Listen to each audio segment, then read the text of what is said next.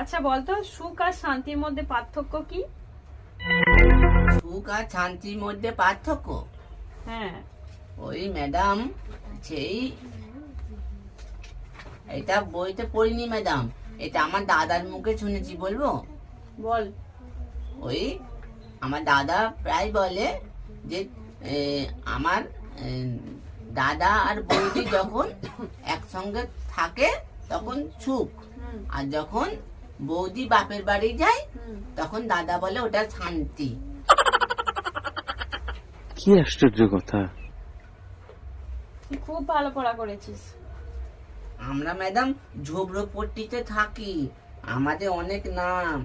আমার দাদিমা 52 বছর বয়সে পালিয়ে গেল। কি আশ্চর্য কথা! হ্যাঁ, ছেলেটা তখন একটা 17 বছরের ছেলের সাথে। আমার দাদিমার অনেক নাম, আমার দাদিমাকে বোঝা যাচ্ছে। সবাই চেনে, দূর দূর দূর থেকে অনেক লোক চেনে। আচ্ছা ঠিক আছে, চুপ কর। পরের প্রশ্ন হচ্ছে। হ্যাঁ ম্যাডাম, সব বই পড়া করেছি আমি, আজকাল তো সব বই পড়া হয়েছে। আচ্ছা বলতো, নারীদের তুলনায় পুরুষরা রাতে ঘুমাতে ঘুমাতে বেশি নাক ডাকে কেন? ম্যাডাম, নারীদের তুলনায় পুরুষরা বেশি নাক ডাকে, তার কারণ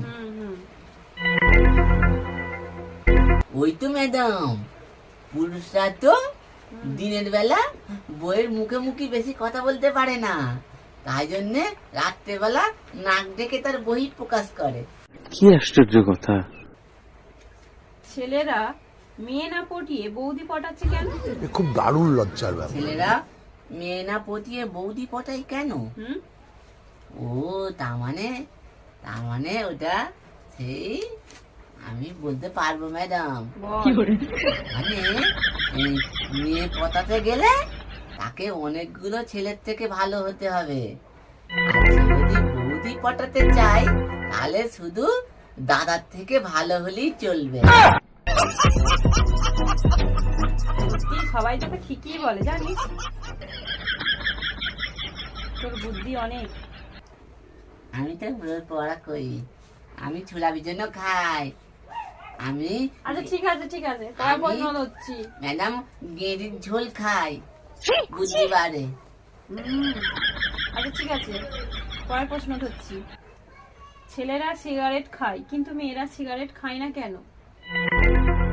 ম্যাডাম, এটাও তো সহজ, কিন্তু একজনকে বলেছি, আর সত্যি কথা সেই বললে লোকে গায়ে বেজে যায়, বল না? সত্যি কথা করলো মাঝে সবার কেন গায়ে বাজে? আসলে তোকে যেটা বলেছি সেটা বল। আমি একজনকে বলেছিলাম, এটা সে কথা হইলে দিয়েছে।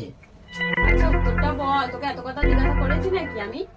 ওই তো ম্যাডাম, ওই সিগারেট ছেলেরা খায় কিন্তু মেয়েরা খায় না, তার কারণ হচ্ছে সিগারেট খেতে গেলে চুপ থাকতে হয়, কিন্তু মেয়েরা চুপ থাকতে পারবে না, ওই জন্য মেয়েরা খেতে খায় না।